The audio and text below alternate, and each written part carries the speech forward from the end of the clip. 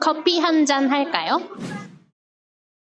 That just means, shall we have a cup of coffee? As you can see, I'm chilling at this coffee shop, enjoying my brew, and I thought it would be cool to chat about coffee with you. So, this is a quick question for you. Can you guess how many other cafes are around here? I'm in my cute little neighborhood, and there are actually more than 10 coffee shops. I mean, that sounds kind of like the norm, but Korean cafes bring a whole new vibe. Here's one more question for you. Do you know which city has the most Starbucks? Yes, it is Seoul. Seoul takes the cake for having the most Starbucks in any other city. But as you might guess, it's not just Starbucks that's big here. I would like to say Korea is a cafe paradise. Korean cafes are totally something else, totally different, unique, and today I would like to spill the bean on why that is true. I'm back to the studio, and why don't we keep talking about cafes in Korea? According to one statistics, Koreans drink an average of 12 cups of coffee per week. And they drink an average of 353 cups annually.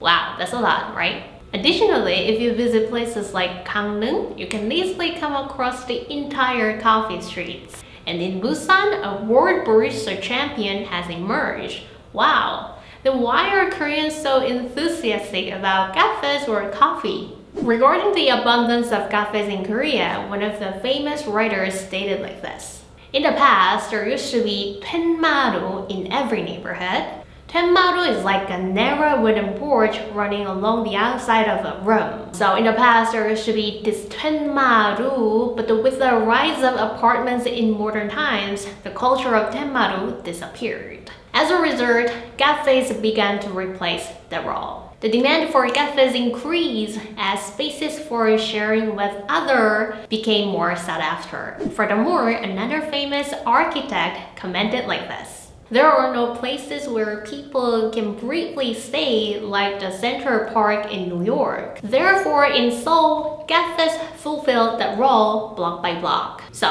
here you have another statistics. It says in reality, there are around 22,000 parks, but there are reportedly 99,000 cafes. That's why whenever people want to have a conversation and spend time with others outside, they end up going to cafes. Korean cafes can be broadly divided into 3 categories. They can be classified as franchise cafes, personal cafes, and concept cafes. Franchise cafes are cafes operated by companies. Personal cafes are run by individuals, and concept cafes are cafes with specific themes or concepts. Due to the immense popularity of cafes, they have grown while competing with each other. As a result, cafes with attractive interior or unique desserts have become very popular.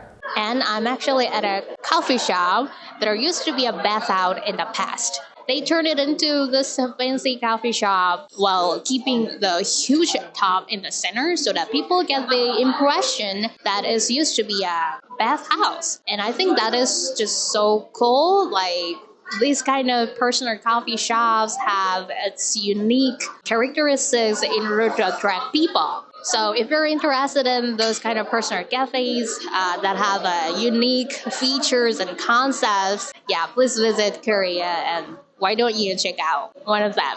Additionally, attractive and like fancy desserts that are appropriate for posting on Instagram, like Instagrammable desserts, are extremely popular these days. And since it's a Korean learning channel, I would like to introduce used for Korean expressions. So when express the taste of coffee, you can use the verb 고소하다 if it is nutty. 고소하다, 고소하다, which means to be nutty. So for example, I can say 커피가 고소해요. 커피가 고소해요. And if it is fruity, we use the verb 시다 or 산미가 있다. And to be sour or tart is 시다, 시다, and it is conjugated like 셔요 in present tense. 셔요, 커피 맛이 셔요.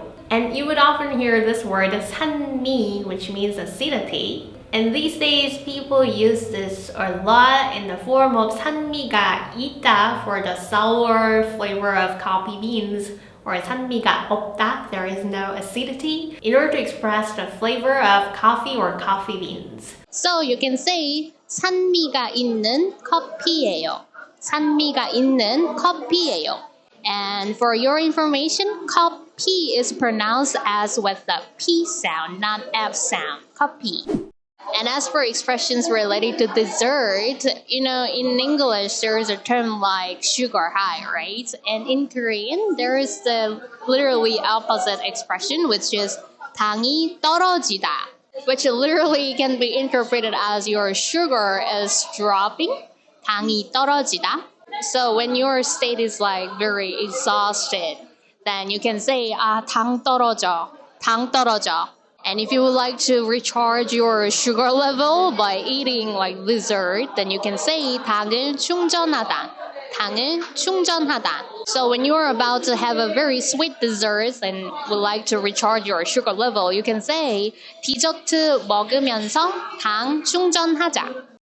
Also in Korea, there are many cafes where you can experience various things like animal cafes, drawing cafes, and so on. If you come on a trip to Korea, exploring cafes here and there will be a fun thing to do. If you're interested in delving deeper into Korea's cafe and bakery culture, there is an event I would like to introduce you. It's called the Cafe and Bakery Fair, and if you happen to be in Korea or in Seoul, I recommend considering attending. Given that Korea has become a thriving hub for cafe culture, this fair offers an excellent opportunity to gain insights into the trends within the coffee and bakery industry. What's fascinating is that this fair even features a brewing bar where you can sample various coffee blends. And it's not just about coffee. You'll discover a wide range of desserts and bakery items as well. You can also look forward to finding trendy desserts that are a big hit among the MZ generation, like Korean traditional snack yakgwa. Alongside this, there will be a selection of Korean classic desserts such as Jeju halabom juice and more. So if you're interested in that event, please check out the dates. This event will be held for just 4 days from August 31st to September 3rd. So be sure to participate. Alright, what do you think about Korean coffee culture? Is there any other insight that you would like to share with me and other audience? Please let me know in the comments, and I'll see you guys in the next video. Bye!